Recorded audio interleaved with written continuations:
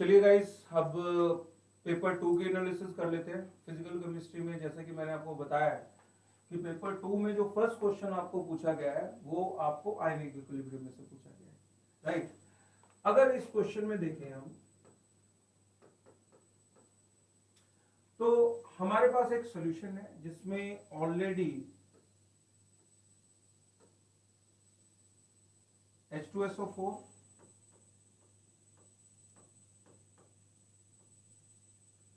और sodium sulphate present थे।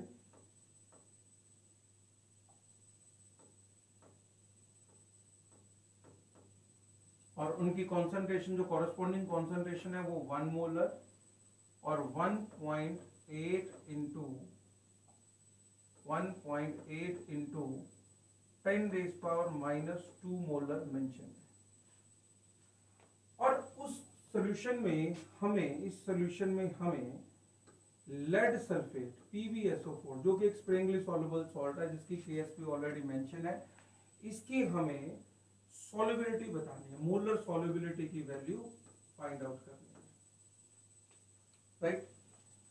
तो चलिए इस क्वेश्चन को स्टार्ट करते हैं। इस क्वेश्चन में क्या है कि देखिए, जैसे कि उन्होंने बताया है कि K1 जो सल्फ्यूरिक एसिड का है वो बहुत ही लार्ज है और उसके K2 की वैल्यू अगर हम बात करें तो ये सिर्फ 1.2 इंटू 10⁻²है।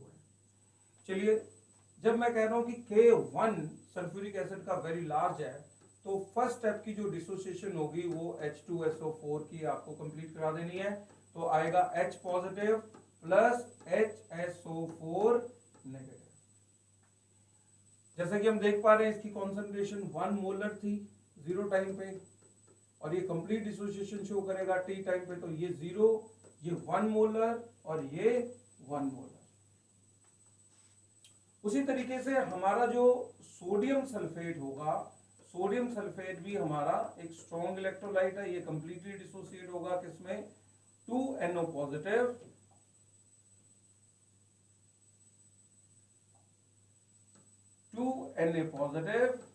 Plus SO4 2 negative. और सोडियम सल्फेट की जैसे कि कॉन्सेंट्रेशन आपको दे रखी है इन्होंने कि 1.8 इंटू 10⁻² है। तो यहां से आप सल्फेट की कॉन्सेंट्रेशन का आइडिया लगा सकते हैं कि वो आपको 1.8 इंटू 10⁻² मिलने वाला है। अगर मैं सेकेंड स्टेप की बात करूं, जब HSO4 नेगेटिव फर्दर डिसोसिएट होने की कोशिश करेगा किसमें, H positive plus sulphate ion में।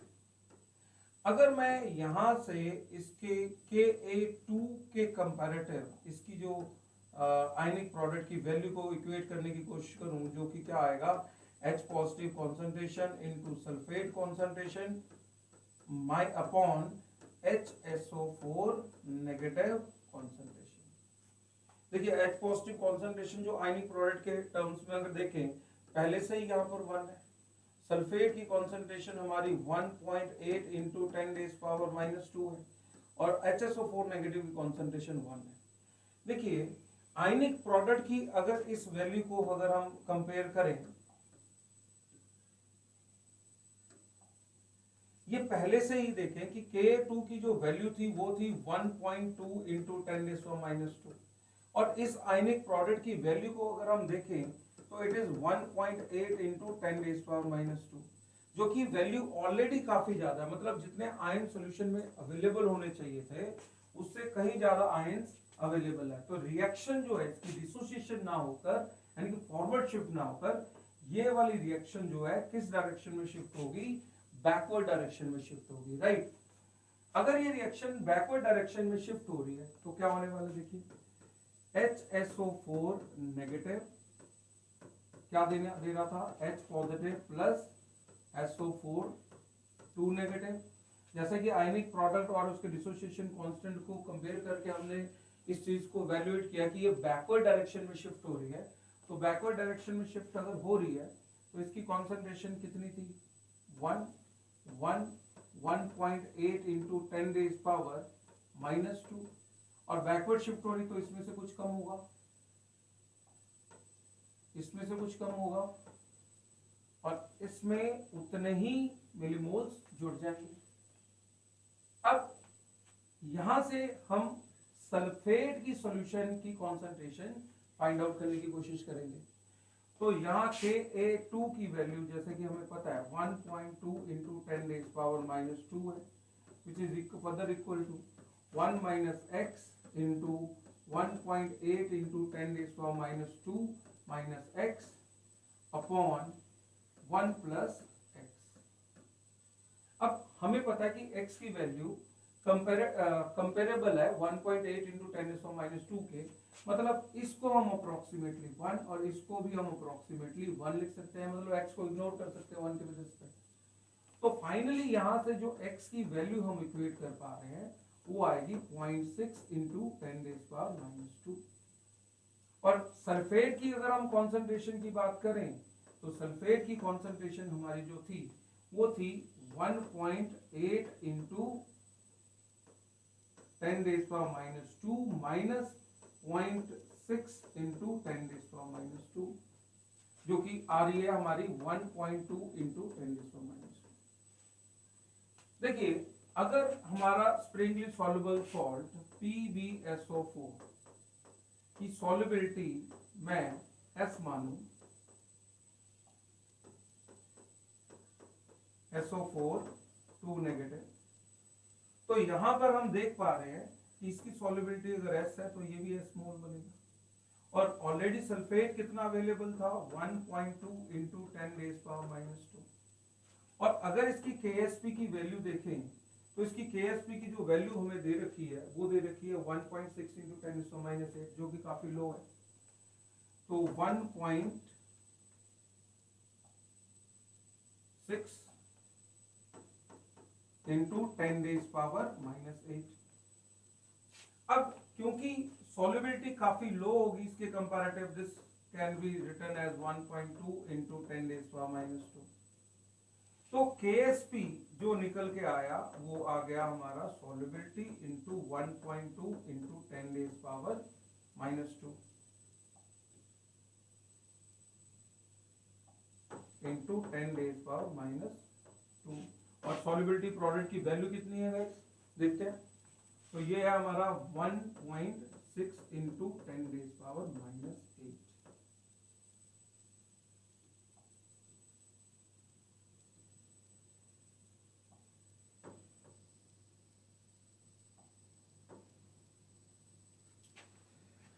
अब यहां से सिंपलीफाई करके जो हमारी सॉल्युबिलिटी की वैल्यू आई है वो आई है 1.33 इंटू 10 रेज पावर माइनस 6। देखिए जैसे कि आप क्वेश्चन में देख पा रहे हैं कि उसने कहा कि हमारे पास अगर सॉल्युबिलिटी की वैल्यू, जैसे कि आप लोग देख पा रहे हैं यहाँ पे सॉल्युबिलिटी की वैल्यू हमें जैसे कि आप देख पा रहे हैं x into 10 raise power minus Y दे रखी है और हमें y की वैल्यू को इक्वेट करना है। तो हम क्या करेंगे, इसके साथ कंपेयर कर लेंगे कि this is x into 10 raise power minus Y. तो यहां से हम y को इक्वेट कर पा रहे हैं, y की वैल्यू कितनी आई 6, राइट। स्टूडेंट जैसे कि आप देख पा रहे हैं कि ये वाला क्वेश्चन हमारा लिक्विड सॉल्यूशन चैप्टर में से लिया गया, जिसमें हमने किसी आयनिक सॉल्ट को 1.8 ग्राम वाटर में ऐड किया और उस आयनिक सॉल्ट की डिग्री ऑफ डिसोसिएशन 90% है और प्योर वेपर प्रेशर जो वाटर का वो 60 था, जो कि रिड्यूस होकर कितना हो गया 49.724। और हमें ये पूछा गया कि पर फॉर्मूला यूनिट आयनिक सॉल्ट कितने नंबर ऑफ आयंस को प्रोड्यूस कर रहा है। बहुत ही बेसिक क्वेश्चन है, लिक्विड सॉल्यूशन का एक बहुत ही सिंपल क्वेश्चन पूछा गया। तो चलिए देखते हैं कि अगर हम relative lowering in vapour pressure की बात करें, relative lowering in vapour pressure, so PA not minus PS upon PA not किसके इक्वल होने वाला है I into XB, mole fraction of solute. और मोल फ्रैक्शन ऑफ सोल्यूट कैसे निकालते हैं, हमने क्योंकि इसके 0.1 मोल डाला है, किसमें 1.8 kg, मतलब 1.8 इंटू 1000 अपॉन 18। इसको सिंप्लीफाई करके जो नंबर ऑफ मोल्स हमारे पास आएंगे वो कितने आ जाएंगे, 100 मोल्स। अब क्योंकि 0.1 100 के विद रिस्पेक्ट काफी छोटा नंबर है, so it approximately can be written as 100। P naught की वैल्यू कितनी है गाइस, अगर हम देखें जो प्योर वेपर प्रेशर है वो है 60 minus 59.724 upon 60 is equal to I into 0.1 upon 100। अब यहां से हम क्या करेंगे, आई इक्वेट कर लेंगे, और आई इक्वेट करके ये आ जाता है हमारा 4.6। और जैसे कि आपको पता है कि अगर हमारे पास कोई आयनिक सॉलिड्स एन सेगमेंट्स में डिसोसिएट हो रहा है और उसके आई को उसके अल्फा के साथ रिलेट करें, तो वो आई और अल्फा का जो रिलेशन है 1 plus N minus 1 into alpha. तो वेंटो फैक्टर की वैल्यू हमारी यहां पर 4.6 है, minus 1 is equal to N minus 1 into ये आ गया 0.9।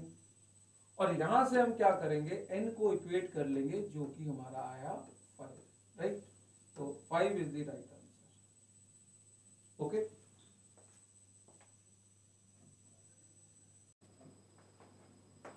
स्टूडेंट्स अगर आप देख पा रहे हैं स्क्रीन पे कि अगर हम देखें कि ये स्ट्रॉन्ग इलेक्ट्रोलाइट और कुछ लिमिटिंग मोलर कंडक्टिविटी का रेफरेंस लिया जा रहा है क्वेश्चन में, तो इलेक्ट्रोकेमिस्ट्री का कोलार्श लॉ से एक बहुत ही शानदार क्वेश्चन पूछा गया है, बहुत ही मॉडरेट लेवल का क्वेश्चन है।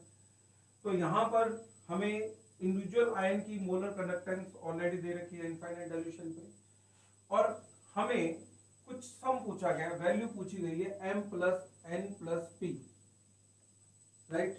तो यहां पर देख पा रहे हैं हमारे पास 3 वेरिएबल्स है m n एंड p। तो 3 हमारे पास सॉल्ट्स गिवन है, आप देख पा रहे हो यहाँ पे, और उनकी मोलर कंडक्टेंस की वैल्यू दे रखी है इनफाइनाइट डाइल्यूशन पे। 2 सॉल्ट्स की दे रखी है, तीसरे सॉल्ट की यहाँ पर वैल्यू नहीं दे रखी है। ओके, तो सबसे पहले हम क्या करेंगे, कोलार्श लॉ को अप्लाई करके उन इक्वेशंस को बनाने की कोशिश करते हैं। ठीक है, कि जैसे कि हमें किसी भी सॉल्ट का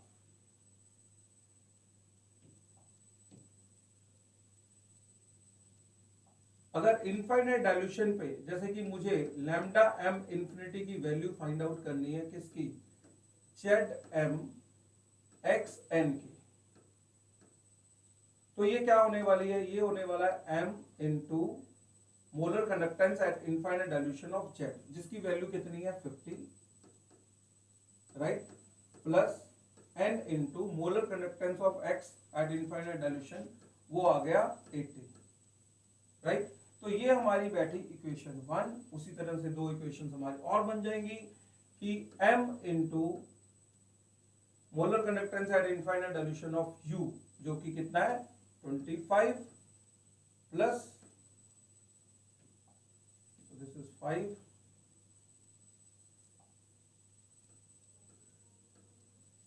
plus P into molar conductance eight infinite dilution of X, उसकी वैल्यू है हमारी 80। दिस इज इक्वल टू, अब हमें इसकी मोलर कंडक्टेंस UMYP की ऑलरेडी गिवन है, वो कितनी गिवन है 250। तो ये हमारी इक्वेशन नंबर 2 बन गई।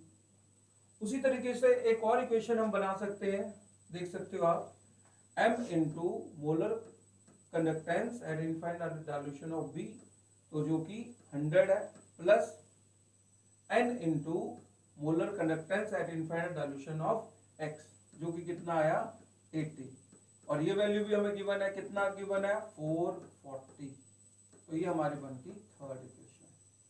देखिए, अगर molar conductance eight infinite dilution हमें वो ZM और XN का दे रखा होता, तो फिर तो हमारे लिए बहुत ही आसान था, इन तीनों इक्वेशन में से 3 वेरिएबल हम इजीली इक्वेट कर लेते। बट उसने हमें इसकी molar conductance eight infinite dilution direct value नहीं दे रखी है। लेकिन आप यहां पर देख पा रहे हैं कि हमें एक ग्राफ दे रखा है, इस ग्राफ में हमें ZM और xn की मोलर कंडक्टेंस की वेरिएशन रूट सी के साथ दे रखी है, क्योंकि ये एक स्ट्रॉन्ग इलेक्ट्रोलाइट है, जैसे कि क्वेश्चन में ऑलरेडी मेंशन है। तो स्ट्रॉन्ग इलेक्ट्रोलाइट में आप डिबाई हक्कल ऑन-सैगर इक्वेशन को यूज कर सकते हैं लैम्डा इन्फिनिटी को फाइंड आउट करने के लिए, राइट। वो कैसे? So lambda m is equal to lambda m infinity minus b root C. b यहाँ पर स्लोप है, स्लोप की वैल्यू अगर मैं b की वैल्यू को यहाँ पर इक्वेट करूं तो ये आपका आ जाएगा 3/0.03, राइट। तो dy बाई dx को आपने इक्वेट करना था, तो लैम्डा m की वैल्यू जब मैं 336 रख रहा हूं minus lambda m infinity minus ये हमारा अगर देखें तो ये 1/10⁻⁻2 रूट सी की वैल्यू अगर देखें तो ये हमारा 0.04। यहां से हम लैम्डा इन्फिनिटी कैलकुलेट कर सकते हैं किसका? Zm xn का, और वो इक्वेट करके आप आ गया 340। तो ये हमारी वो फर्स्ट इक्वेशन के लिए लैम्डा इन्फिनिटी की वैल्यू है जो हम ऑलरेडी वहां पर इक्वेट करना चाह रहे थे, राइट। तो यहां पर इसकी जो वैल्यू हमारी निकल के आई, ये आई 340। अब हमें इक्वेशन 1, 2 और 3 को सॉल्व करना है, जिसमें हमें m, n और p की वैल्यू को फाइंड आउट करना है। तो जैसे कि हम देख पा रहे हैं कि अगर मैं इक्वेशन 1 को 2 से मल्टीप्लाई कर दूं,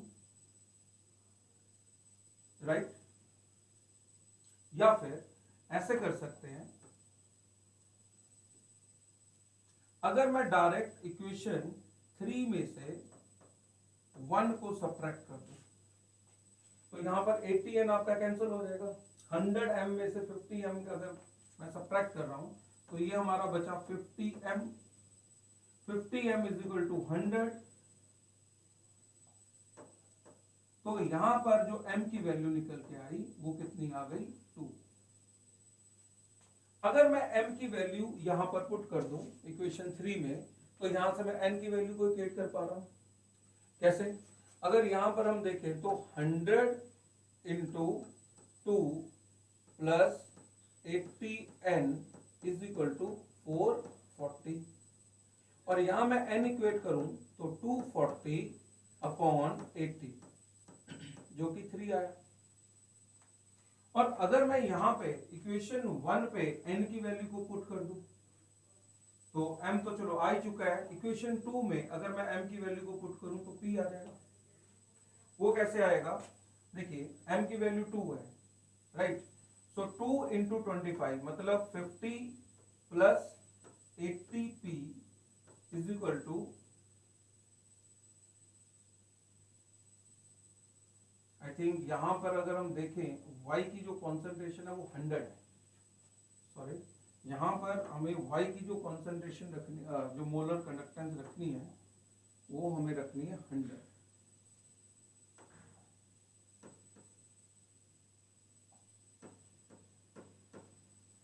और अगर हम यहां पर p की वैल्यू को इक्वेट करें तो 50 इज इक्वल टू 2, इसको थोड़ा सा एडजस्ट करना पड़ेगा हमें, तो ये हमारा आ जाएगा 100 p इज इक्वल टू 250। चलिए यहां से p भी आ गया, तो p की वैल्यू हमारी क्या आ गई? 2। तो हम ऑलरेडी यहां पर p, m और n की वैल्यू को इक्वेट कर चुके हैं। जहां पर हमारा जो m की वैल्यू आई है 2 है, n की वैल्यू 3 और p की वैल्यू 2। हमें सम चाहिए। सो 2 प्लस 3 प्लस 2 अगर करें तो 7 will be the right answer of this question. Okay? Hello everybody, अपन डिस्कस करने वाले हैं अभी paper second inorganic chemistry JEE advance 2022। Question है अपने पास इनऑर्गेनिक का पहला, the reaction of xenon and O2F2 gives a xenon compound P। तो बात करते हैं अपन जेनोन और O2F2 की रिएक्शन की। जेनोन जब O2F2 से रिएक्शन करेगा तो जेनोन बनाएगा एक फ्लोरीन वाला कंपाउंड, जिसमें फ्लोरीन जेनोन के साथ होगा, क्योंकि O2F2 जो है ये एक बहुत ही अच्छा फ्लोरीनेटिंग एजेंट है। अपने फ्लोरीन इजीली एक डोनेट इसको कर सकता है। तो जेनोन के साथ O2F2 रिएक्शन करके बनाएगा XeF2। इस XeF2 का जब अपन आगे करेंगे हाइड्रोलाइसिस, जिसके लिए अपने को कहा हुआ है कि 1 मोल प्रोडक्ट के हाइड्रोलाइसिस से कितने मोल HF बनेंगे। हाइड्रोलाइसिस से हमें मिलेगा Xe plus half O2 plus 2 HF, तो अपना आंसर आ जाएगा यहां से 2 मोल HF हमें 1 मोल प्रोडक्ट के हाइड्रोलाइसिस से मिल जा रहे हैं। क्लियर है ये क्वेश्चन? नेक्स्ट देखते हैं। अगले क्वेश्चन में बोल रहा है कि thermal decomposition of AgNO3 produces 2 paramagnetic gases. देखते हैं कौन सी पैरामैग्नेटिक गैसेस AgNO3 के थर्मल डिकम्पोजिशन से मिल रही है। AgNO3 किसी भी नाइट्रेट का थर्मल डिकम्पोजिशन हम करते हैं तो हमें मिलता है ऑक्साइड Ag2O, यहां से मिल जाएगा हमें ऑक्साइड, और साथ में मिलती है NO2 गैस। क्लियर है? यहाँ पे जो Ag2O मिला है थर्मली काफी ज्यादा अनस्टेबल होता है, इसलिए अपने आप आगे डिसोसिएट हो जाता है Ag प्लस हाफ O2 में। इस तरह से ये हो जाएगा डिसोसिएट। तो हमें एक गैस मिल रही है यहाँ पे O2 गैस, दूसरी मिल रही है NO2। NO2 में नाइट्रोजन के पास अनपेयर्ड इलेक्ट्रॉन है, इसलिए ये होती है पैरामैग्नेटिक। O2 गैस भी होती है पैरामैग्नेटिक, क्योंकि इसके pi star anti bonding molecular orbitals में होते हैं 2 अनपेयर्ड इलेक्ट्रॉन्स। आगे बोलता है the total number of electrons present in the anti bonding molecular orbitals. Anti bonding molecular orbitals के इलेक्ट्रॉन बताने हैं of the gas that has the higher number of unpaired electrons. ज्यादा अनपेयर्ड इलेक्ट्रॉन जिसमें है, तो O2 में अभी अपन ने कहा O2 के पाई स्टार ऑर्बिटल्स में 2 अनपेयर्ड इलेक्ट्रॉन है और NO2 के पास 1 अनपेयर्ड इलेक्ट्रॉन है। तो हमें बात करनी है O2 गैस की। O2 गैस के एंटी बॉन्डिंग ऑर्बिटल्स में टोटल कितने इलेक्ट्रॉन्स हैं, ये हमसे पूछा है। इसके लिए हमें लिखना होगा O2 का कॉन्फ़िगरेशन। O2 का कॉन्फ़िगरेशन लिखने के लिए हमें सबसे पहले पता करना है O2 में टोटल नंबर ऑफ इलेक्ट्रॉन्स कितने हैं। O2 में टोटल नंबर ऑफ इलेक्ट्रॉन्स कितने हैं? ऑक्सीजन के पास 8 इलेक्ट्रॉन होते हैं, तो 8 × 2 16 इलेक्ट्रॉन्स है। 16 इलेक्ट्रॉन्स के लिए इलेक्ट्रॉनिक कॉन्फ़िगरेशन लिखते हैं sigma 1s, sigma star 1s, sigma 2s, sigma star 2s। ये लिख रहा हूं मैं एनर्जी का order. sp mixing 16 electron system में, 14 से ज्यादा इलेक्ट्रॉन वाले सिस्टम में sp मिक्सिंग नहीं होती है, इसलिए सिग्मा स्टार 2s के बाद आता है सिग्मा 2p z, और इसके बाद आता है पाई 2px। इसी के एकदम इक्वल एनर्जी वाला आता है पाई 2py। इसके बाद आएगा पाई स्टार 2px, और इसके इक्वल एनर्जी है पाई स्टार 2py की। पाई स्टार 2py से ज्यादा एनर्जी मिलती है हमें सिग्मा स्टार 2pz की। अब इलेक्ट्रॉन्स फिल करते हैं। 2 इलेक्ट्रॉन s में चले जाएंगे, 2 इलेक्ट्रॉन इस s में, 2 इलेक्ट्रॉन इसमें और 2 इलेक्ट्रॉन इसमें। अपने पास टोटल 8 इलेक्ट्रॉन गए हैं। 2 इलेक्ट्रॉन यहाँ गए 10, 2 इलेक्ट्रॉन पाई 2px में और 2 इलेक्ट्रॉन पाई 2py में। टोटल इलेक्ट्रॉन गए 14। 14 के बाद pi star 2px, pi star 2py दोनों के अंदर एनर्जी है सेम, तो एक इलेक्ट्रॉन गया पाई स्टार 2px में, एक दूसरा इलेक्ट्रॉन गया पाई स्टार 2py में। हमसे एंटी बॉन्डिंग इलेक्ट्रॉन्स की बात कर रहा है, तो हम केवल स्टार वाले इलेक्ट्रॉन्स काउंट करेंगे 2, 2, 4 और 2, 6। एंटी बॉन्डिंग ऑर्बिटल्स में टोटल 6 इलेक्ट्रॉन्स यहाँ पे प्रेजेंट हैं। आंसर आ जाएगा 6। तो देखते हैं क्वेश्चन नंबर 6 को। The number of isomeric tetraynes not containing sp hybridized carbon atoms that can be formed from the following reaction sequences। तो रिएक्शन को करवा लेते हैं पहले। सबसे पहले रिएक्शन करवा रखा है सोडियम और लिक्विड अमोनिया के साथ। तो हमें पता है कि ये रिडक्शन करता है और ये एल्काइन को चेंज करता है किसके अंदर, ट्रांस एल्कीन के अंदर। तो पहले तो हमारे पास ये प्रोडक्ट बनेगा और एल्काइन रिड्यूस हो जाएगी ट्रांस एल्कीन में, ये बन गया। फिर इसका रिएक्शन करवा रखा है Br2 एक्सिस के साथ। तो ये टाइप का इलेक्ट्रोफिलिक एडिशन है। तो डबल बॉन्ड पर कौन जाकर के जुड़ेगा, Br। तो कुछ इस टाइप का प्रोडक्ट यहाँ पे ऑब्टेन होगा।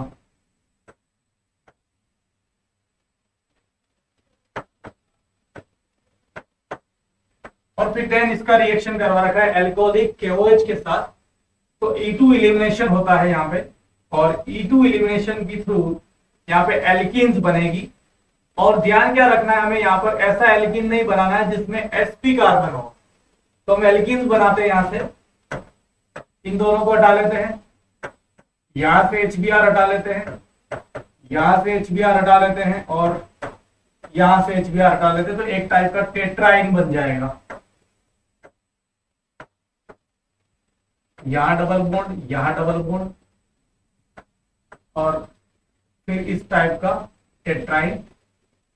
ये ऐसा भी हो सकता है, और ये अभी मैंने जैसे सिसोइड फॉर्म बनाया है, तो ये ट्रांसोइड भी हो सकता है। इसका दूसरा स्टीरियो आइसोमर कुछ इस तरीके का बन सकता है, इस तरीके का। ठीक है, तो ये दो प्रोडक्ट्स यहाँ पे बन जाएंगे। तो आंसर क्या हो जाएगा हमारा, दो आंसर हो जाएगा इस क्वेश्चन का। नेक्स्ट क्वेश्चन देखते हैं, question number 7। The number of CH2 methylene groups in the product form from the following reaction sequence is. तो इस रिएक्शन सीक्वेंस को करते हैं अपन। सबसे पहले क्या करवा रखा है, ओजोनोलाइसिस, रिडक्टिव ओजोनोलाइसिस करवा रखा है। तो हमें पता है कि रिडक्टिव ओजोनोलाइसिस के अंदर इस तरीके का मॉलिक्यूल बन जाएगा। ठीक है, ये एल्डिहाइड बन गया, और फिर इस एल्डिहाइड का रिएक्शन KMnO4 के साथ करवा रखा है। तो KMnO4 जो कि एक ऑक्सीडाइजिंग एजेंट है, वो इस एल्डिहाइड को चेंज कर देगा कार्बोक्सिलिक एसिड के अंदर, और फिर देन इस कार्बोक्सिलिक एसिड का रिएक्शन करवा रखा है NaOH के साथ, और फिर उसका करवा रखा है इलेक्ट्रोलाइसिस। तो कार्बोक्सिलिक एसिड का पहले सोडियम सोल्ट बनेगा, और फिर उस सोडियम सोल्ट का जब हम इलेक्ट्रोलाइसिस करवाएंगे तो हमें पता है कि यहाँ पे हाइड्रोकार्बन्स बनते हैं। क्या बनते हैं, हाइड्रोकार्बन्स, और कुछ इस तरीके का हाइड्रोकार्बन यहाँ पे प्रोड्यूस होगा। इस तरीके का हमारे पास सोडियम सॉल्ट है कार्बोक्सिलिक एसिड का, और इसका हम इलेक्ट्रोलाइसिस करवा रहे हैं। तो एनोड पर, ठीक है, यहां से इसको हम ब्रेक कर लेते हैं, इस तरीके का रेडिकल प्रोड्यूस होगा, और ऐसे दो रेडिकल आपस में जब जुड़ेंगे तो हमें यहां पर 6 कार्बन वाला N-हेक्सेन ऑक्टेट होगा।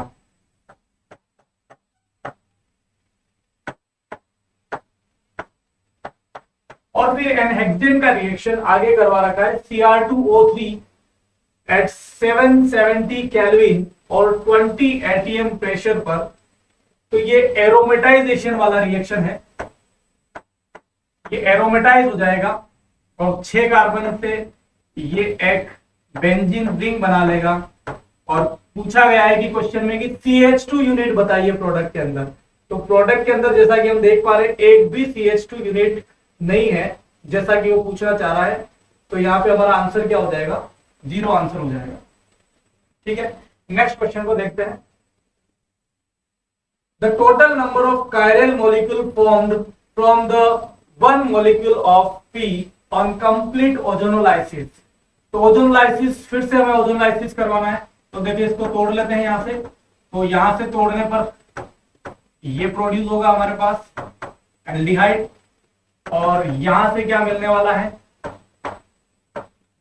यहां से इस तरीके का डाइकीटोन मिलेगा, जो कि एक आयरन नहीं है अभी भी। ये दोनों सेम सेम ग्रुप हो गए। ठीक है, और फिर यहां से अगर हम इसको ब्रेक करते हैं, देखो एक तरफ तो ये बनने वाला है,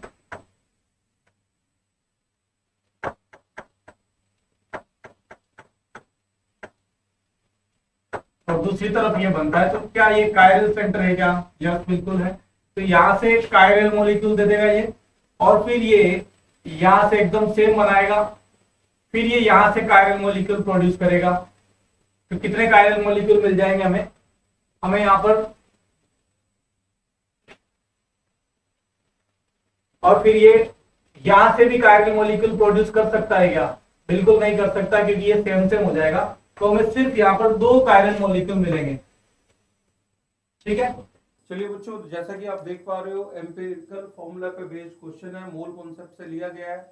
और यहाँ पर हमें 3 डिफरेंट कंपाउंड्स की वेट परसेंटेज P और वेट परसेंटेज Q की गिवन है। हम अगर फर्स्ट ऑप्शन के अकॉर्डिंग चलें, उसने कहा कि अगर एम्पिरिकल फॉर्मूला कंपाउंड 3 का ये हो तो एम्पिरिकल फॉर्मूला कंपाउंड 2 का P3Q5 होना चाहिए। चलिए इस क्वेश्चन को कैसे करेंगे। सबसे पहले तो आप क्या करें, P और TQ की एटॉमिक रेशियो को फाइंड आउट करने की कोशिश करें।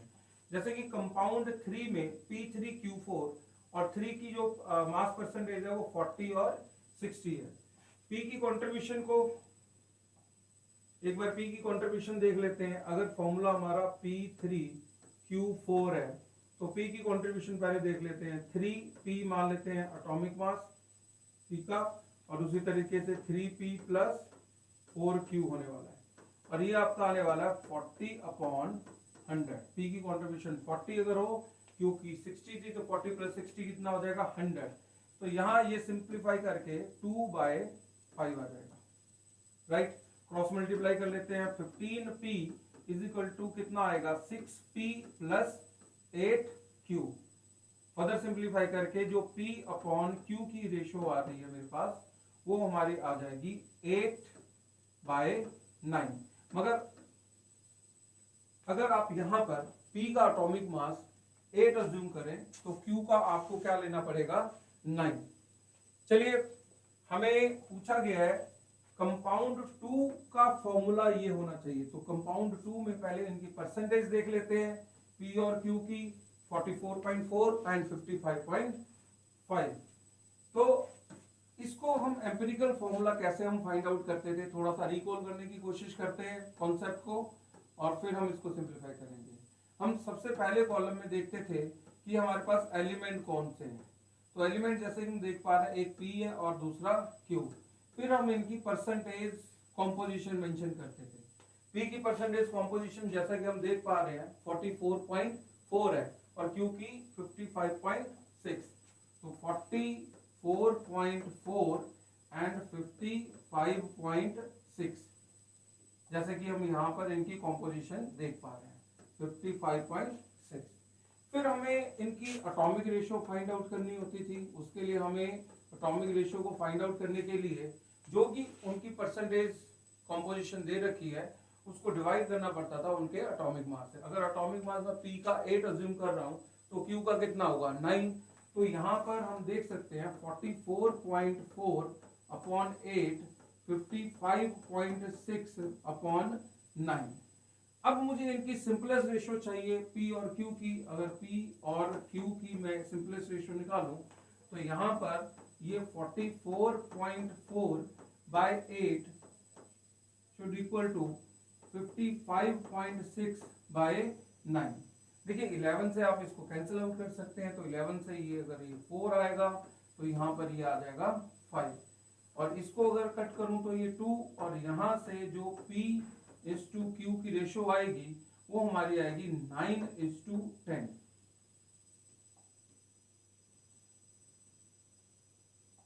9:10। तो जो फॉर्मूला एक्चुअल में आना चाहिए था वो आना चाहिए था P9Q10, जबकि जो फॉर्मूला हमें क्वेश्चन में दे रखा है वो दे रखा है P3Q5। तो अपने आप में ये वाली जो ऑप्शन है ये हमारी एलिमिनेट हो चुकी है कि जब 3 का फॉर्मूला ये बैठेगा तो 2 का फॉर्मूला हमारा P3Q5 नहीं आ रहा है। अब हम चलते हैं सेकंड ऑप्शन की तरफ। If empirical formula of compound 3 is this, atomic weight of P is 20, then atomic weight of Q is 45। देखिए atomic weight Q का 45 और P का 20 लेने को कहा गया है और कंपाउंड 3 के कॉन्टेक्स्ट में बात हो रही है। तो हम क्या करेंगे, यहाँ पे दोबारा से आपको वो टेबल ड्रॉ करना पड़ेगा। जब हम उस टेबल को ड्रॉ करेंगे तो हमें यहाँ पर एलिमेंट लिखने पड़ेंगे जो कि हमारा P और Q है।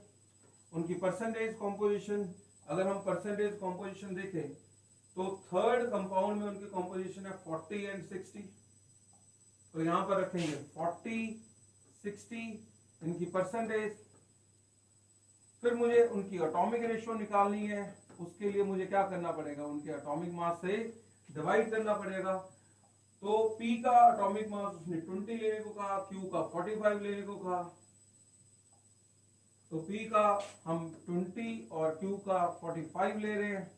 फिर उनकी जो एटॉमिक रेशो हमें फाइंड आउट करनी है। एटॉमिक रेशो को कैसे फाइंड आउट करते थे? 40/20 एंड 60/45।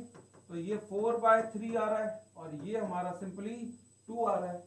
और अगर यहां से P और Q की सिंपलेस्ट रेशो निकाली जाए जो कि 2:4/3 है, यहां से 2 कैंसिल हो रहा है और सिंपलेस्ट रेशो जो निकल के आ रही है P और Q की वो आ रही है 3:2। तो फॉर्मूला क्या निकल के आ रहा है? P3Q2। तो ये एम्पिरिकल फॉर्मूला होना चाहिए था सेकंड ऑप्शन के अकॉर्डिंग, बी ऑप्शन के अकॉर्डिंग। और हम क्लियरली देख पा रहे हैं तो बी ऑप्शन में हमें P3Q2 ही फॉर्मूला दे रखा है, जैसे कि आप देख पा रहे हो। तो सेकंड ऑप्शन हमारी करेक्ट आ जाएगी। देखिए जिस टाइप से मैंने इक्वेशन, फर्स्ट इक्वेशन को सॉल्व किया कि ये अगर एम्पिरिकल फॉर्मूला हो 3 का, 2 का ये होना चाहिए, उसी मैनर में हम क्या करेंगे, सी ऑप्शन को भी सॉल्व करने की कोशिश करेंगे। उसने कहा कि इस बार उसने कहा कि अगर एम्पिरिकल फॉर्मूला PQ हो, राइट, किसका? कंपाउंड 2 का। देखिए PQ कब हो सकता है? जब P का एटॉमिक मास आपका 44.4 ही हो और Q का एटॉमिक मास आपका 55.6 हो। मतलब यही इनके मोलर मास हो जाए, है ना, ताकि इनकी मोल की रेशियो 1:1 आ सके। तो उस केस में एम्पिरिकल फॉर्मूला कंपाउंड 1 का उसने कहा P5Q4 होना चाहिए। देखिए 1 की परसेंटेज हमें 50% ऑलरेडी दे रखी है। तो इस ऑप्शन के लिए हमें दोबारा से टेबल को ड्रॉ करना पड़ेगा। इस टेबल को जब हम ड्रॉ कर रहे हैं, हमारे एलिमेंट वही रहेंगे। कौन कौन से एलिमेंट रहेंगे? P and Q। और इस बार उनके जो एटॉमिक मास है, देखिए मैंने आपको कहा था कि P की एटॉमिक मास की जो वैल्यू लेनी है हमें कितनी लेनी है? 44.4 और Q की 55.6। तो चलिए ये हम रखेंगे 44.4 और ये 55.6। ये उनके एटॉमिक मास की वैल्यू आ गई। और उनका जो परसेंटेज है इस बार, तो परसेंटेज कितना दे रखा है हमें, ध्यान से देखें। परसेंटेज कौन से कंपाउंड का? कंपाउंड 1 का। वो हमारा 50 और 50 है। तो हमें क्या करना चाहिए? ये इनकी परसेंटेज 50 और 50 में मेंशन कर देनी चाहिए। अब हमें निकालनी है उनकी एटॉमिक रेशो। एटॉमिक रेशो कैसे निकालेंगे? 50/44.4 और यहां पर 50/55.6। अब P और Q की अगर सिंपलेस्ट रेशो निकालें तो 50/44.4 इंटू 50/55.6। देखिए 50 से 50 कैंसिल हो गया। और अगर मैं 11 से इनको कट करूं तो ये कितना आ जाएगा? 4 और ये आ जाएगा 5, क्योंकि ये डिनोमिनेटर में क्रॉस मल्टीप्लाई करने के बाद ये P और Q की जो रेशो आई वो 5:4 आ गई। तो इससे जो फॉर्मूला निकल के आया वो क्या आ गया? P5Q4, right. और आप देख सकते हो कि अगर इस थर्ड ऑप्शन में देखें तो उसने जो कहा कि कंपाउंड, अगर ये आपका 2 का फॉर्मूला PQ है और फर्स्ट का फॉर्मूला P5Q4 होना चाहिए, so this statement is again absolutely okay. D option, atomic weight P और Q का अगर 70 और 35 हो तो कंपाउंड 1 का फॉर्मूला P2Q होना चाहिए, P2Q, राइट। चलिए इसको भी थोड़ा सा सिंप्लीफाई करते हैं। अब हमारा कंपाउंड 1 में परसेंटेज तो हमें P और Q की पता है। P की अगर हम बात करें 50%, Q की बात करें वो भी 50% है। उनके एटॉमिक मास उसने 70 और 35 लेने को कहा है।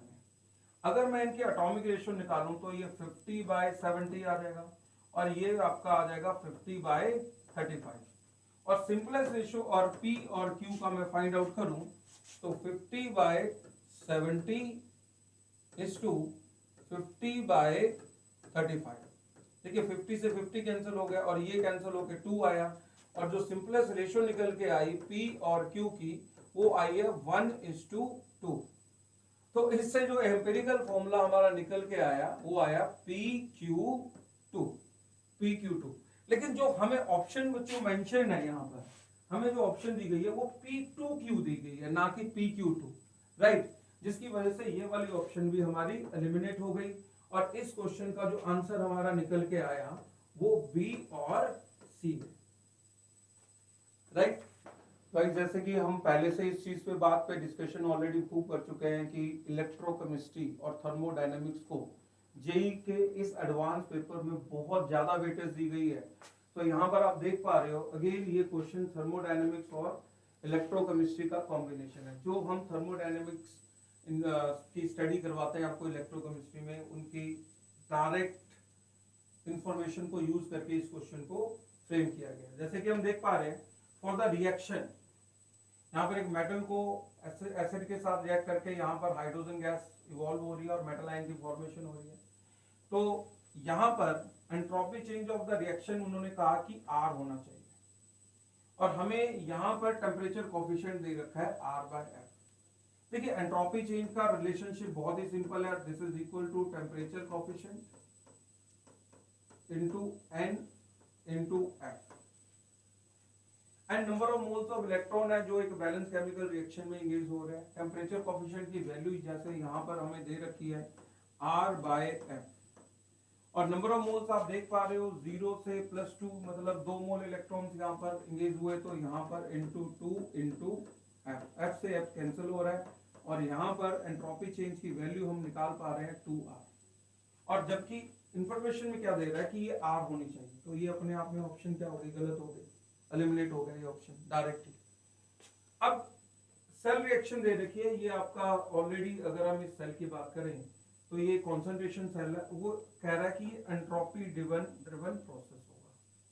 देखिए एंट्रोपी ड्रिवन प्रोसेस वो होते हैं जब एंट्रोपी चेंज की वैल्यू क्या हो ग्रेटर देन 0, मतलब वो फेवरेबल हो। जैसे कि हम देख पा रहे हैं कि इस रिएक्शन में आपका जो H2 है वो ऑक्सीडाइज हो रहा है और H पॉजिटिव आपका रिड्यूस हो रहा है।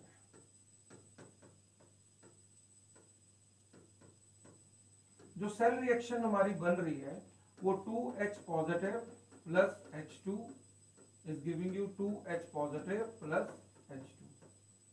देखिए ऊपर वाली रिएक्शन क्योंकि ऑक्सीडेशन है तो ये हमारी एनोड होगी और ये हमारी कैथोड वाली रिएक्शन होगी, मतलब ये कैथोड का, ये एनोड की कॉन्सेंट्रेशन, कैथोड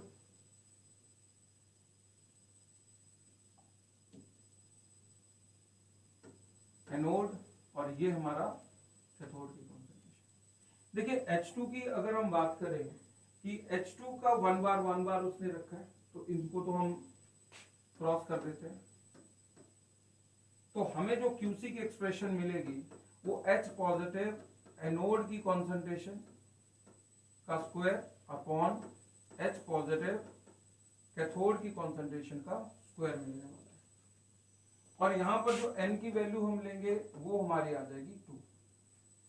अगर नॉन इक्वेशन में इस वैल्यू को हम रखें तो नॉन इक्वेशन में हमारा E is equal to E0 minus 2.303 RT upon NF log QC होता है। क्योंकि ये कॉन्सेंट्रेशन सेल है आपका E0 क्या हो जाएगा, 0 हो जाएगा और यहाँ पर अगर हम E देखें तो E हमारा आएगा माइनस 2.303 RT अपॉन N हमारा 2 है इंटू F। लॉग की बात करें तो एनोड की कॉन्सेंट्रेशन हम देख लेते हैं, तो एनोड की कॉन्सेंट्रेशन हमारी जो है वो है 0.01 और कैथोड की कॉन्सेंट्रेशन जो है वो 0.1 है। तो 0.01 का स्क्वायर अपॉन 0.1 का स्क्वायर, इसको जब हम सिंप्लीफाई करेंगे, देखिए स्क्वायर बाहर 2 से कैंसिल कर सकते हो लॉग की प्रॉपर्टी यूज करके, और इसको सिंप्लीफाई करने में हमारा आ रहा है minus 2.303 RT upon F log 10 rays power -1। अगर यहाँ पर E देखें तो E हमारा आ जाएगा 2.303 RT अपॉन F और log 10 आपका 1 हो गया। देखिए यहाँ पर EM ऑफ सेल आपका पॉजिटिव है, राइट, तो यहाँ पर आपका जो अगर हम d/dt करें तो वो पॉजिटिव आएगा, मतलब टेम्परेचर कोएफिशिएंट की वैल्यू पॉजिटिव है। अगर टेम्परेचर कोएफिशिएंट की वैल्यू पॉजिटिव है तो अभी थोड़ी देर पहले मैंने बताया था कि डेल्टा S आपका dE/dt इंटू NF होता है, और क्योंकि ये पॉजिटिव है तो यहाँ डेल्टा S की वैल्यू ग्रेटर देन 0 आ जाएगी। तो ग्रेटर देन 0 आ गई तो एंट्रोपी चेंज आपकी यहाँ पर फेवरेबल है, मतलब ये आपकी एंट्रोपी ड्रिवन रिएक्शन हुई। तो ये जो सेल रिएक्शन है अपने आप में ये एंट्रोपी ड्रिवन है, तो this statement is absolutely right. अब जैसा कि हमें पता है कि रेशनलाइजेशन जब होती है ऑप्टिकल एक्टिव कंपाउंड की, वहां पर रैंडमनेस डिसऑर्डर इंक्रीज होता है। तो डिसऑर्डर अगर यहाँ पर इंक्रीज होता है, क्योंकि दो टाइप के स्पीसीज आपके बनने शुरू हो गए वहां पर, एक टाइप का था वो दो टाइप के स्पीसीज अब वहां पर है, तो वहां पर रैंडमनेस बढ़ी तो एंट्रोपी चेंज तो डेफिनेटली यहाँ पर ग्रेटर देन 0 होगी। और अगर लास्ट ऑप्शन में देखें जहां पर एक कॉम्प्लेक्स दूसरे कॉम्प्लेक्स में कन्वर्ट हो रहा है, इथिलीन डायमीन जो है वो वाटर को सब्स्टिट्यूट कर रही है, और यहाँ पर देखें तो 3 यूनिट है हमारे लिगेंड्स के, और जब ये सब्स्टिट्यूशन होने के बाद कॉम्प्लेक्स आपका सिंगल, ये सिंगल कॉम्प्लेक्स है, बट यहाँ पर आपके 6 मॉलिक्यूलर यूनिट्स बन रहे हैं। तो डिसऑर्डर क्या होगा, क्योंकि नंबर ऑफ स्पीसीज इंक्रीज हो रही है तो डिसऑर्डर इंक्रीज हो रहा है, तो इस रिएक्शन के लिए भी एंट्रोपी चेंज क्या होगा, ग्रेटर देन 0। तो इस क्वेश्चन 10th का आंसर जो हम प्रोवाइड कर रहे हैं B, C and D option. Next question की तरफ चलते हैं। अगले क्वेश्चन में पूछ रहा है कंपाउंड्स, कौन से ऐसे कंपाउंड्स हैं जो कि NH3 के साथ रिएक्शन करके बोरोन नाइट्राइड देते हैं। तो सबसे पहला है बोरोन। बोरोन देखो, ऐसे तो नॉर्मल टेम्परेचर पे यदि अपन बात करें तो अमोनिया से कोई रिएक्शन नहीं करता है, लेकिन हाई टेम्परेचर की यदि अपन बात करें, हाई टेम्परेचर, तो बोरोन अमोनिया से रिएक्शन कर लेता है, अमोनिया से रिएक्शन करके बनाता है बोरोन नाइट्राइड। क्लियर? तो पहला ऑप्शन एकदम करेक्ट है। दूसरा बोलता है B2H6। B2H6 काफी इंपॉर्टेंट रिएक्शन रहती है, ये हर बार यहां से काफी बार क्वेश्चन पूछा जाता है।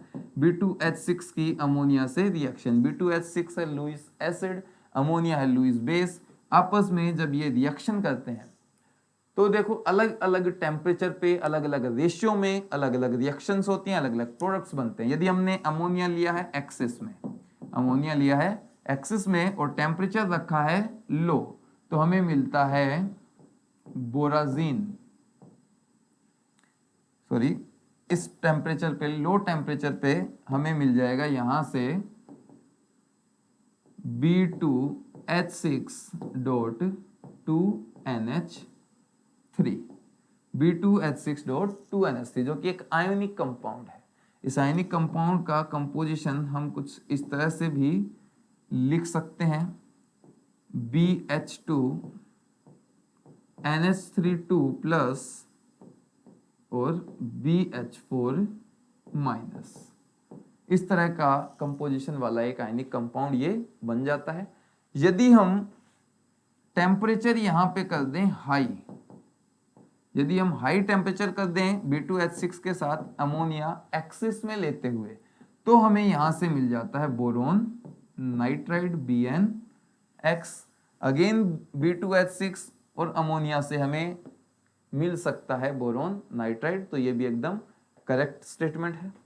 अगला B2O3, B2O3 की रिएक्शन, B2O3 की रिएक्शन अमोनिया से कराएंगे तो अगेन ये लुईस एसिड है, लुईस बेस है, आपस में रिएक्शन करेंगे और सेम बोरोन नाइट्राइड बना लेंगे, साथ में H2O यहां से रिलीज हो जाएगा, H2O रिलीज हो जाएगा और बोरोन नाइट्राइड B2O3 के साथ भी बन सकता है। इसके अलावा H3BO3 के साथ भी बोरोन नाइट्राइड बन सकता है। ये B2O3 H3BO3 जो है ये अमोनिया के साथ ही नहीं, ये यूरिया के साथ रिएक्शन करके भी बोरोन नाइट्राइड बना सकते हैं। इसके बाद आता है HbF4 जो कि है एक एसिड, H+ डोनेट करने वाला एसिड है, ये कोई लुईस एसिड नहीं है, H+ डोनेट करने वाला एसिड है। ब्रॉन्स्टेड लोदी के अकॉर्डिंग या आर्रेनियस के अकॉर्डिंग ये एसिड है, अपना H+ डोनेट करेगा अमोनिया को, तो ये बन जाएगा NH4 प्लस और साथ में BF4 माइनस। इस तरह का एक आयनिक कंपाउंड बन जाएगा, बोरोन नाइट्राइड नहीं बनेगा। तो इस कंपाउंड से हम बोरोन नाइट्राइड नहीं बना सकते हैं। नेक्स्ट क्वेश्चन की तरफ चलते हैं। अगला क्वेश्चन है अपने से पूछ रहा ब्लास्ट फर्नेस के बारे में। ब्लास्ट फर्नेस में टेम्परेचर रेंज 900 टू 1500 केल्विन पे कौन कौन सी पॉसिबिलिटीज हैं, कौन कौन सी रिएक्शंस हो सकती हैं। सबसे पहला बोलता है limestone is used to remove silicate impurities. Silicate impurities को रिमूव करने के लिए क्या लाइमस्टोन यूज करते हैं। लाइमस्टोन जो है इस टेम्परेचर रेंज में जाके डिसोसिएट हो जाता है CaO प्लस CO2 में। CO2 एसिडिक गैस है, ये रिलीज हो जाएगी, लेकिन CaO जो है ये होता है एक बेसिक फ्लक्स। इस बेसिक फ्लक्स का काम है एसिडिक इंप्योरिटीज, सिलिका की जो एसिडिक इंप्योरिटी है इसके साथ रिएक्शन करना और रिएक्शन करके एक फ्यूजिबल मास बनाना जिसको बोलते हैं स्लैग। कैल्शियम सिलिकेट की फॉर्म में ये स्लैग का फॉर्मेशन करता है। कैल्शियम सिलिकेट की फॉर्म में सिलिकेट इंप्योरिटीज को रिमूव करता है, तो बिल्कुल करेक्ट बात है। अगला बोलता है pig iron obtained from blast furnace contains about 4% carbon. तो ब्लास्ट फर्नेस में जो आयरन मिलता है लास्ट में मोल्टन स्टेट में जो आयरन मिलेगा ब्लास्ट फर्नेस के तली में उसको बोलते हैं पिग आयरन। इसमें होती है 4% कार्बन की इंप्योरिटीज। कार्बन के अलावा भी इसमें दूसरी इंप्योरिटीज हो सकती हैं। मैंगनीज होता है इसमें कुछ अमाउंट में सिलिकॉन भी होता है, थोड़ा बहुत अमाउंट में इसमें मैंगनीज, सिलिकॉन, फास्फोरस, सल्फर, ये सब इंप्योरिटीज हो सकते हैं, लेकिन 4% होता है इसमें ऑलमोस्ट कार्बन।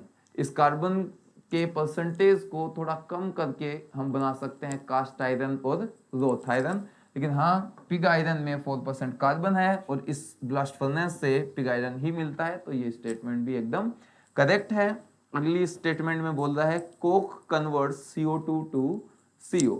टेम्परेचर की इस रेंज में कोक जो है CO2 को CO में कन्वर्ट कर देता है। Carbon plus carbon dioxide carbon monoxide में कन्वर्ट हो जाते हैं। ये स्टेटमेंट भी एकदम करेक्ट है और यहां से बना हुआ कार्बन मोनोऑक्साइड ही ब्लास्ट फर्नेस में ऊपर की तरफ कम टेम्परेचर पे रिड्यूसिंग एजेंट का काम करता है, तो ये स्टेटमेंट भी हो गया करेक्ट। अगला बोलता है exhaust gases consist of NO2 and CO।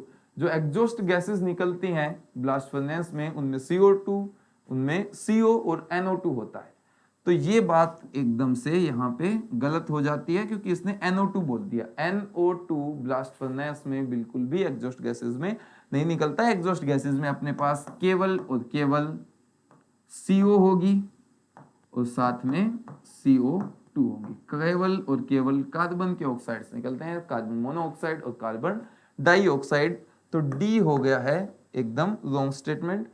Consider the following reaction sequence. The correct statements are.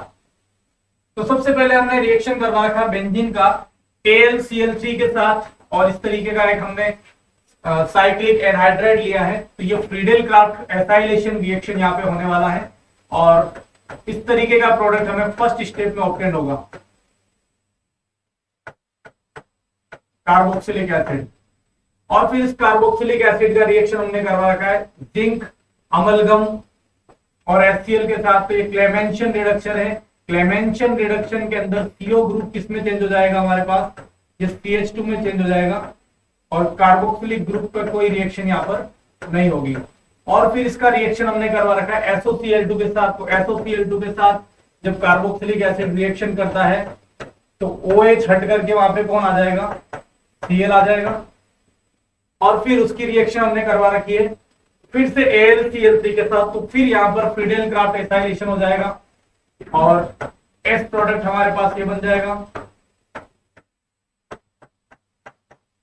और फिर इसका रिएक्शन हमने करवाया है किसके साथ, जिंक अमलगम। अगेन हमने क्लेमेंशन रिडक्शन करवा दिया है। तो फिर से ये जो C डबल बॉन्ड O है वो चेंज हो जाएगा CH2 के अंदर। तो ये फाइनल प्रोडक्ट ऑब्टेन होगा। ठीक है, और इसके लिए पढ़ते हैं।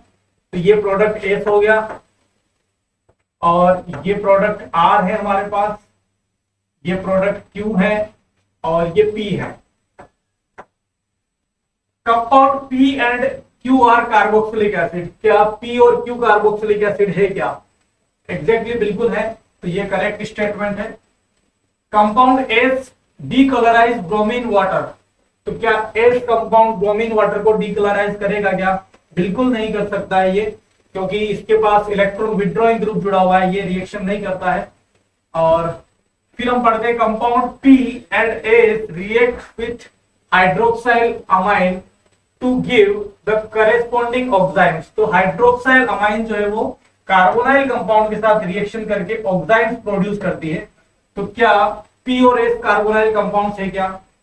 तो P जो कि ये रहा हमारे पास यहाँ पे कार्बोनाइल फंक्शनल ग्रुप है, और S के अंदर भी कार्बोनाइल फंक्शनल ग्रुप है, तो ये एकदम करेक्ट स्टेटमेंट है। और compound R react with dialkyl cadmium to give corresponding tertiary alcohol. तो R डाइएल्काइल कैडमियम के साथ जब रिएक्शन करेगा, तो R में यहाँ पर जब रिएक्शन होगी तो ये Cl हट करके एक R यहाँ पर आ जाएगा, तो ये फिर से कीटोन ही बनने वाला है। बट ये क्या टर्शियरी अल्कोहल है क्या? तो बिल्कुल नहीं हो सकता है टर्शियरी अल्कोहल, तो ये ऑप्शन इनकरेक्ट है। तो आंसर क्या हो जाएगा हमारा? A and C. Next question देखते हैं। Among the following the correct statements about polymer is और are the polymerization of chloroprene gives natural rubber. बिल्कुल गलत है। नियोप्रीन अगर हमारे पास है तो उसका अगर हम पॉलीमराइजेशन करते हैं तो नेचुरल रबर बनता है। Teflon prepared from tetrafluoroethene and heating with persulphate catalyst. बिल्कुल सही है कि जब हम टेफ्लॉन CF2 की n यूनिट्स को परसल्फेट कैटलिस्ट की प्रेजेंस में गर्म करते हैं तो यहां पर हमारे पास टेफ्लॉन बनता है। और PVC is a thermoplastic polymer, बिल्कुल सही है। और देन है ethene eight 350 to 570 Kelvin temperature and 1000 to 2000 atm pressure in the presence of a peroxide initiator yield high density polythene। ऐसा बिल्कुल नहीं है, क्योंकि अगर हम इस तरीके की कंडीशन यूज करते हैं तो यहाँ पे LDPE बनता है, that is low density polythene. तो हमारा आंसर हो जाएगा 14 का option B and C. Guys ये सॉलिड स्टेट का एक बहुत ही सिंपल क्वेश्चन है जिसमें पैकिंग एफिशिएंसी की बात की गई है, राइट। यहाँ पर कोई हमारे पास एटम एक्स है जो एफसीसी लैटिस को फॉलो कर रहा है और ऑल्टरनेट टेट्राहेड्रल वॉइड भी ऑक्यूपाई कर रहा है, राइट। और यहाँ पर पैकिंग एफिशिएंसी निकालने को कहा गया है परसेंटेज में। जैसे कि हमें पता है कि पैकिंग एफिशिएंसी अगर हम परसेंटेज में निकाल रहे हैं तो इक्वेट करना बहुत ही आसान है। आपको नंबर ऑफ एटम्स चाहिए एक सिंगल यूनिट सेल में कितने अवेलेबल है, into 3 into pi R cube, जिससे हम अवेलेबल ऑक्यूपाइड वॉल्यूम को कैलकुलेट कर पा रहे हैं। और अवेलेबल वॉल्यूम के लिए हमें A3 इंटू 100 करना पड़ेगा क्योंकि परसेंटेज में। तो ये अगर हम न्यूमरेटर में देखें तो ये न्यूमरेटर में आपका ऑक्यूपाइड वॉल्यूम है और नीचे अवेलेबल वॉल्यूम इंटू हम क्या कर रहे हैं 100। देखिए सबसे पहले तो हमें देखना पड़ेगा कि अगर एफसीसी अरेंजमेंट फॉलो कर रहे हैं तो यहाँ पर जो x के टोटल एटम्स कितने हैं, तो यहाँ 1/8 इंटू 8 कॉर्नर से कंट्रीब्यूशन, इसके बाद सेंटर ऑफ फेस से कंट्रीब्यूशन, तो ये आ गई 4 के लिए कितने टेट्राहेड्रल वॉइड्स बनेंगे 8, और उसके ऑल्टरनेट क्योंकि ऑक्यूपाई कर रहे हैं तो 4 और ऑक्यूपाई हो गए। तो टोटल जो number of atoms per unit cell आएंगे जो ऑक्यूपाइड है वो आपके 8 आ गए, राइट। अब यहां पर हम लिख देंगे 8 इंटू 4/3 पाई आर क्यूब। अब हमें चाहिए अवेलेबल वॉल्यूम, तो अवेलेबल वॉल्यूम ए क्यूब है। जैसे कि हमें पता है कि जो आपका टेट्राहेड्रल वॉइड होता है,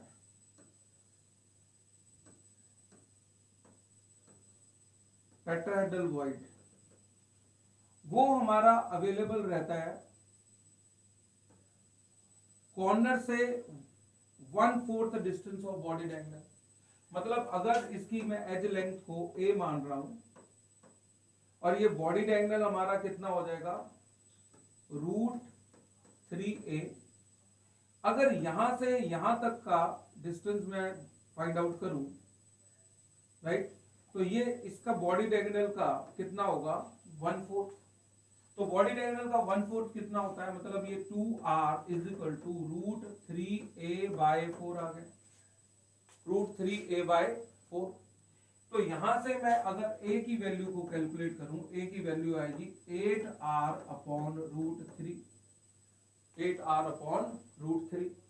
तो यहां पर a को सब्स्टिट्यूट कर दे r की टर्म में, ताकि r को कैंसिल हम कर सके, रूट 3 का होल क्यूब इंटू 100।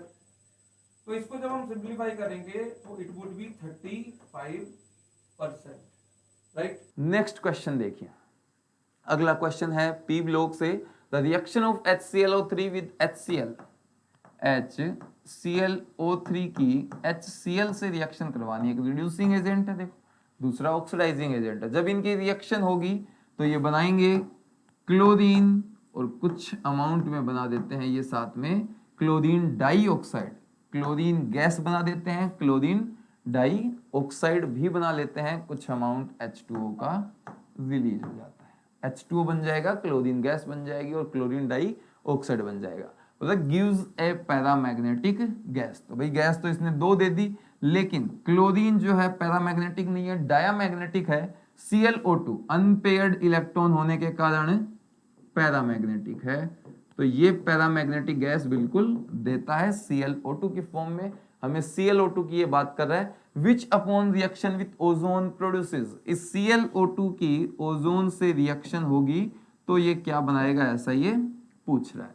ClO2 जो है ओजोन से जब रिएक्शन करेगा, ओजोन है एक बहुत ही अच्छा ऑक्सीडाइजिंग एजेंट, क्लोरीन को ऑक्सीडाइज करेगा और बना देगा ClO3, साथ में O2 गैस रिलीज हो जाएगी। ये जो ClO2 है ये भी एक फ्री रेडिकल है, ClO3 भी एक फ्री रेडिकल है। इस फ्री रेडिकल में जो अनपेयर्ड इलेक्ट्रॉन है वो रहता है हाइब्रिड sp3 ऑर्बिटल्स में।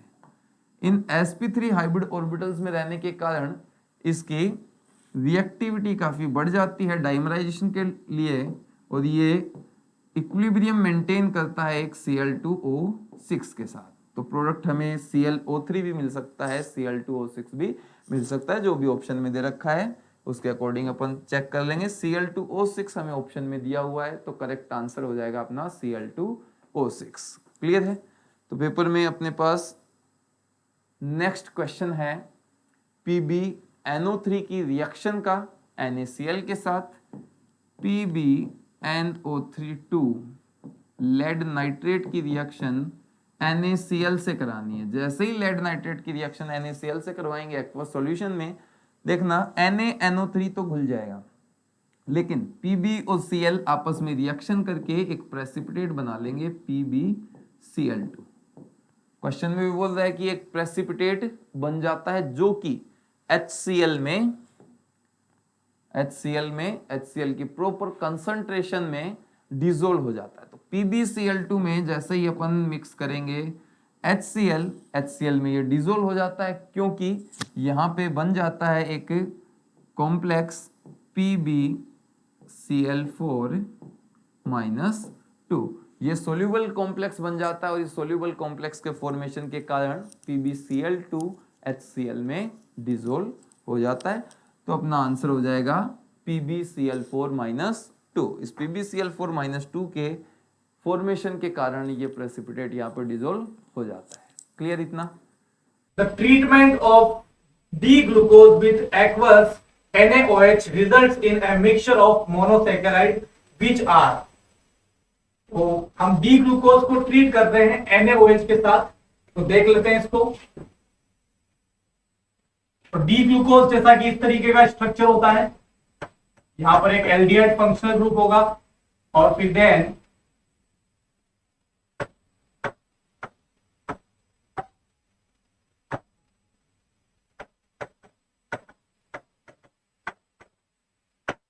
अब अगर हम इसका रिएक्शन करवा रहे हैं NaOH के साथ, तो NaOH के साथ यहां पर टोटोमराइजेशन हो जाएगा,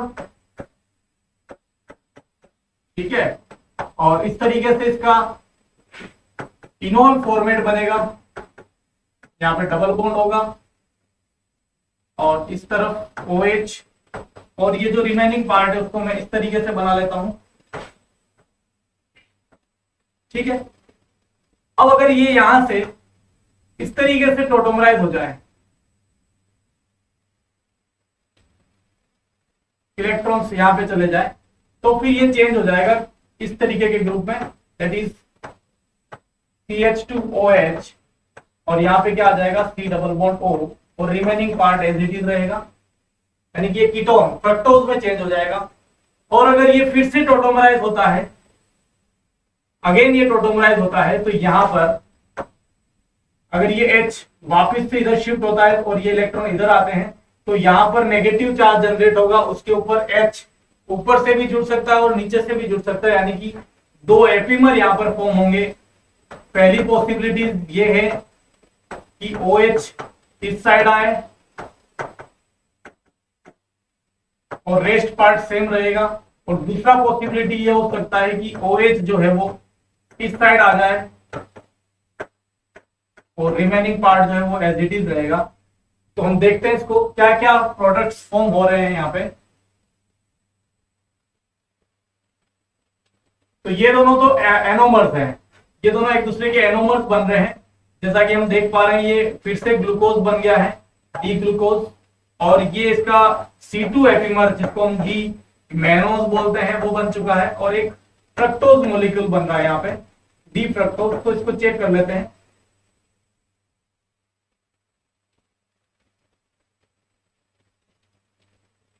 फ्रक्टोज जैसा कि इसमें बन रहा है, और इस तरफ अगर हम देखें तो यहां पर ये कुछ गलत दिया हुआ है, तो यहाँ पे ऑप्शन सी जो है वो करेक्ट आंसर हमारा हो जाएगा, क्योंकि देखो यहाँ पे एक तो फ्रक्टोज बन रहा है, डी ग्लूकोज हमारा बन ही रहा था, और उसके साथ इसका C2 एपिमर जो कि डी मैनोज बन रहा है। तो ऑप्शन सी जो है वो एकदम करेक्ट आंसर हो जाएगा।